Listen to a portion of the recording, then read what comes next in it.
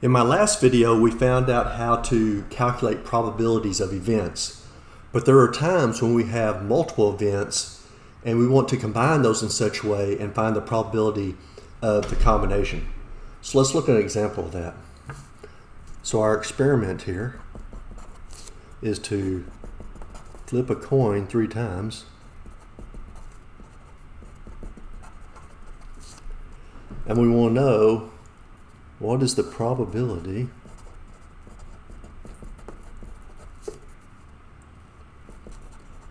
that the first flip is heads or the last flip is heads. Okay? And the order matters here. So if we were thinking about the events this represents, event 1 is first flip is heads.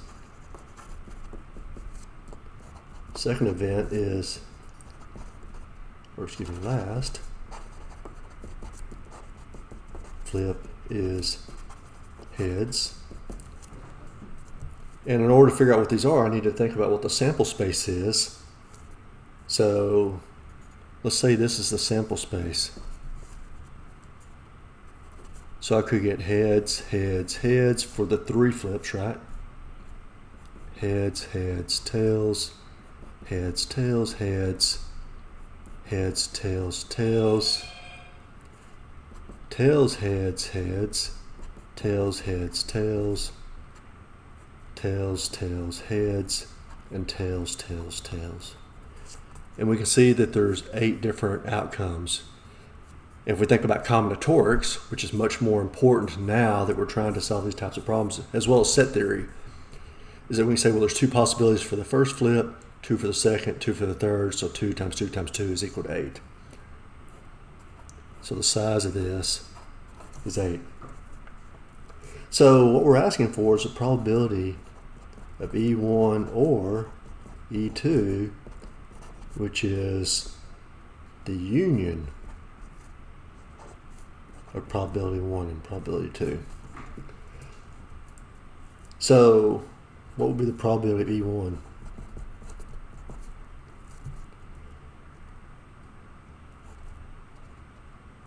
So the cardinality of the set, so the first flip would be the top row.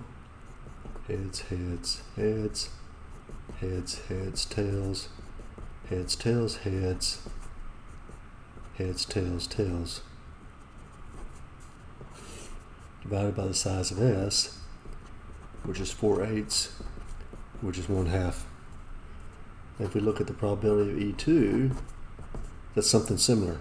That would be the second row, right? Because ends and heads, or excuse me, not second row. I wasn't paying attention. That would, let's write it out then. Heads, heads, heads.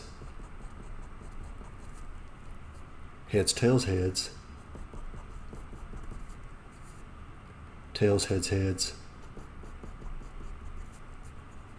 And tails, tails, heads.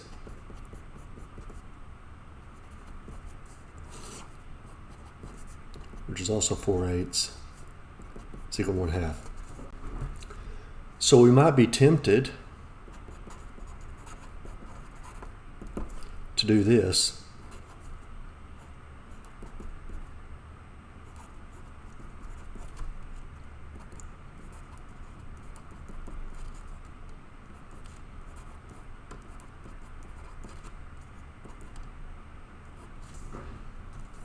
Add this to this and get 1. And remember, 1 means everything. But we know we didn't actually get everything, right? Let's draw a picture of what the sample space looks like and see why this is wrong. In this case, there's times this would be the correct formula, but this isn't one of those times. So heads, heads, tails, heads, tails, tails, heads, heads, heads, heads, tails, heads. So this is E1, right?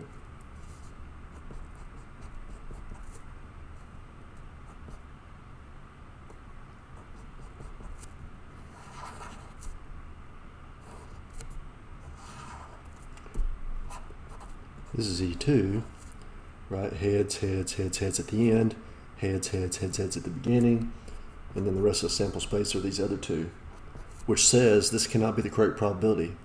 This says 100%, and this clearly isn't 100%.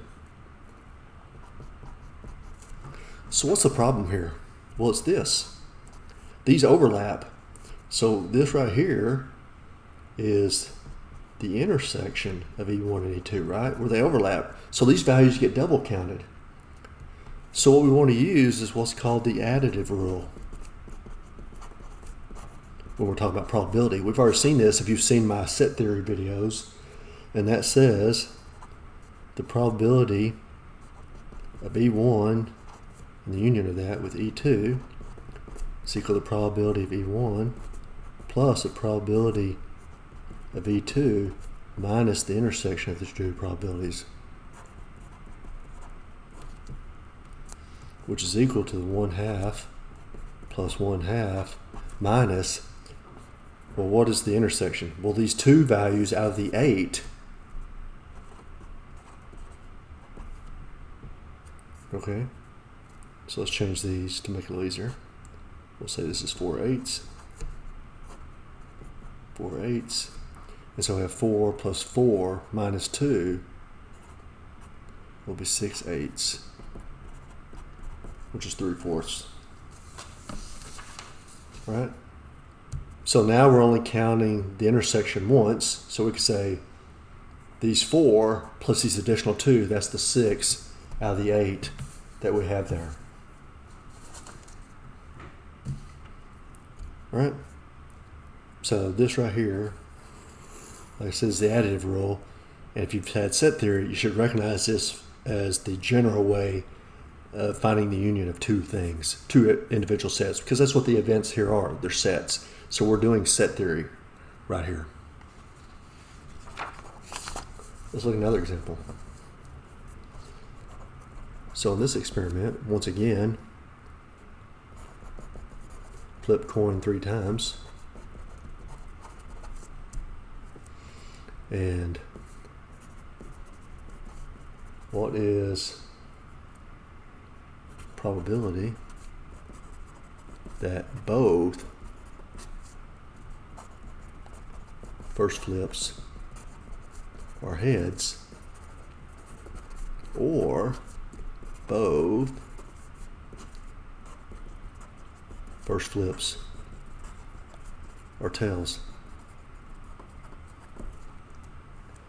It's much easier to see if we draw it out.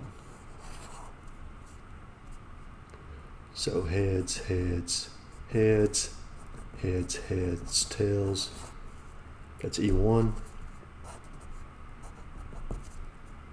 Right? So we'll say this right here will be E1.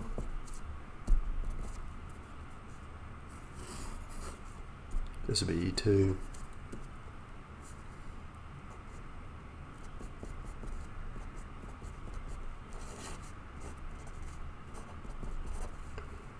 And then we have the other 4.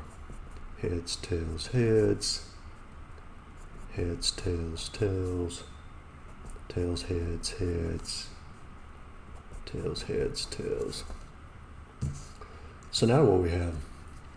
Well, we can see here that the probability of E1 is 2 out of 8, which is 1/4. Probability E2 is equal to 2/8, which is 1/4. But what's the probability of the intersection? Well, the probability of E1 with the intersection with E2 is the null set, right? Because we have 0 out of 8 values are in the intersection. There is no intersection. So in this case, when we use the additive rule, we get P of E1 union E2 is equal to 1/4 plus 1/4 plus 0 is 2/4, which is 1/2. And we look and see, well, 1, 2, 3, 4. Yeah, 4 out of 8 would be 1/2. That's our probability. in this case, right? In this case, the events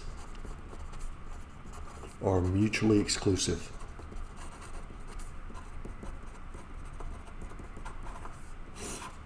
Or we could say disjoint, which is a term you're more likely to see when you're talking about set theory independent of probabilities. All right? In that case, then the formula simplifies down to just include the zero part, right? So E1 union with E2 would be equal to P E1 plus P E2. But the original formula I gave you is the more general form. And if you use it, then you just have the zero term here, so that's fine. So there's nothing wrong with that. Let's look at something else now we know about mutual exclusion. So when the events in a collection are mutually exclusive and the union of the events represents everything in the sample space, then we have a partition of the sample space. Let's see an example of that. Once again, flip coin 3 times.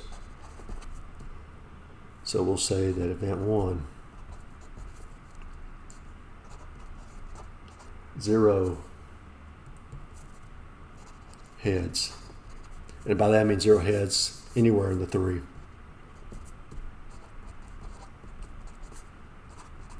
One head for E2.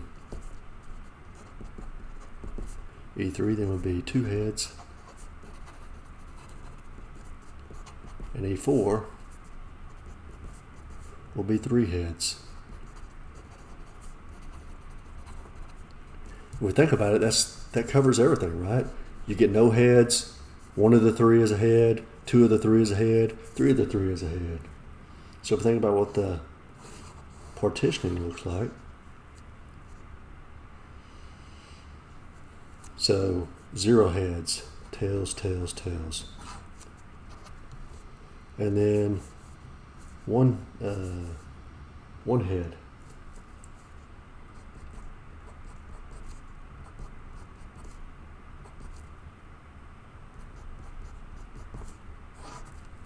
So heads there, heads there, heads there. That'd be 1. And then 2. Heads, heads, tails, heads, tails, heads, tails, heads, heads.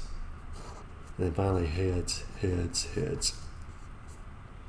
So every single possibility here, if these are form my sample space, everything in the sample space here is covered, and we can see these are mutually exclusive, there's no overlap, and therefore that forms a partition of the sample space. Let's look at another example. So if E and not E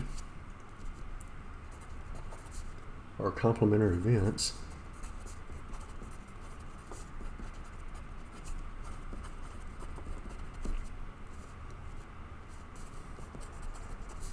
then the probability of E plus the probability of not E has to be equal to 1.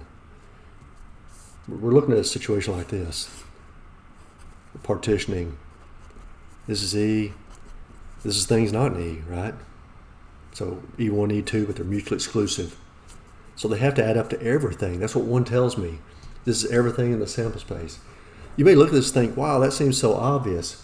But it turns out this particular form, or this formula used in some form, turns out to be incredibly useful. So let's look at an example.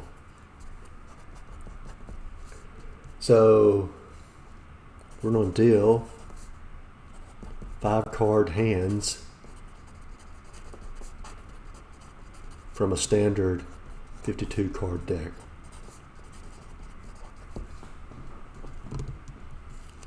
So what is the probability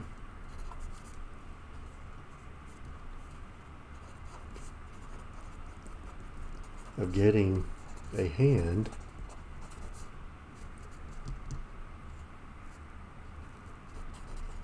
that does not contain both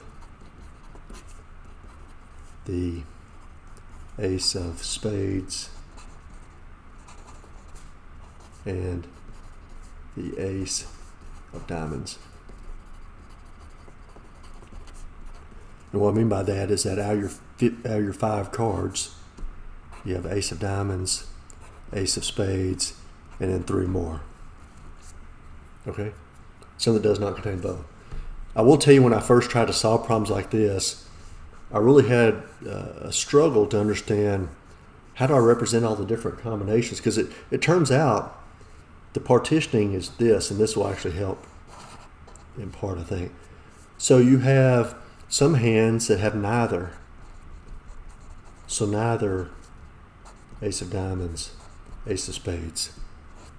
And then you have a partition that has ace of diamonds, but not ace of spades. And we'll extend this here. And then you have one that has ace of spades, but not ace of diamonds. And then you have those that have both ace of spades, ace of diamonds, right? So it has to be one of these 4. Has neither of those. Has ace of diamonds but not the other one, ace of spades but not the other one, or it has both. So it turns out the easy way to find this, because what we're really asking is, what is the probability of getting this situation, or this situation? These first 3.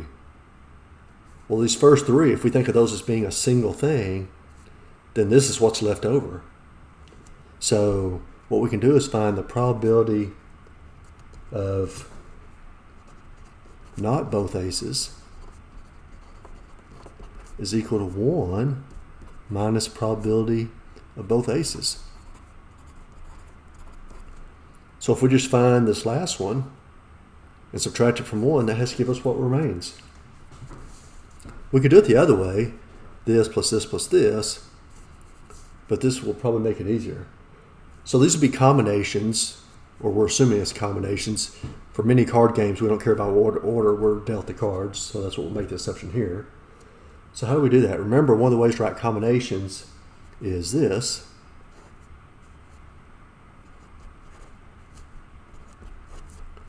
"52 things taken 5 at a time," which would be 52 factorial divided by 52 minus 5 factorial times 5 factorial.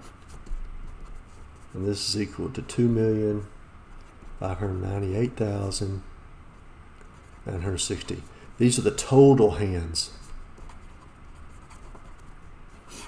So this will be our denominator. This will be the size of our sample space. Okay, we have about 2.6 million different possible hands. Those form our sample space of 5 card hands. So how do we find this other thing, probability of both aces? Well, if we're doing that, what that means is we have the ace of diamonds, the ace of spades, plus those other 3 cards. So since we don't care about the order, we're really just looking at the different combinations of these 3 cards. So if we take the first 2 out of the deck of 52 cards, that leaves us 50 cards. So what we have are 50 things taken 3 at a time, and that would be 50 factorial divided by our 47 factorial, because that's 50 minus 3 times 3 factorial, which turns out to be 19,600. And so our original probability of not both aces is equal to 1 minus 19,600, excuse me, divided by 2,598,960, which is approximately equal to 0.99246, because this right here is about 0.00754. Right? So this is the way you would often see it taught, to think about this way, and in fact that's how I learned it, because I was struggling with the other. But we could do it the other way. Let's look at that real fast, and this will be our last example. So you can do it either way. So we said we have to have this plus this plus this, those probabilities. So what happens when we have neither?